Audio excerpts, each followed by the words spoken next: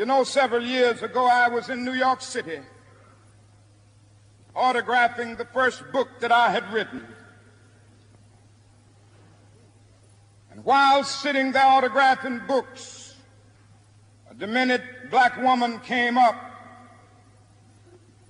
The only question I heard from her was, "Are you Martin Luther King?" And I was looking down writing, and I said, "Yes."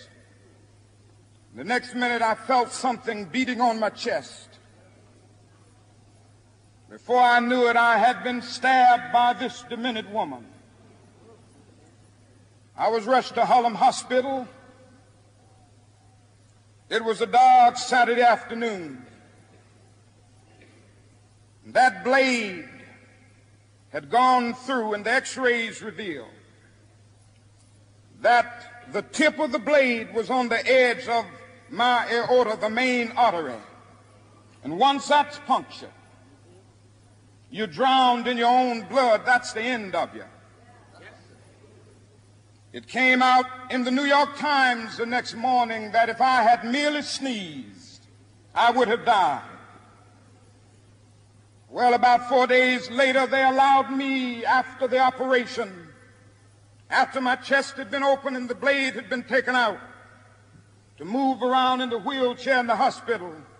They allowed me to read some of the mail that came in, and from all over the states and the world, kind letters came in.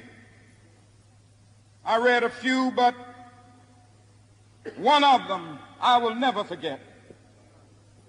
I had received one from the president and the vice president. I've forgotten what those telegrams said. I'd received a visit and a letter from the governor of New York, but I've forgotten what that letter said. But there was another letter that came from a little girl, a young girl, who was a student at the White Plains High School. And I looked at that letter, and I'll never forget it. It said simply, "Dear Dr. King,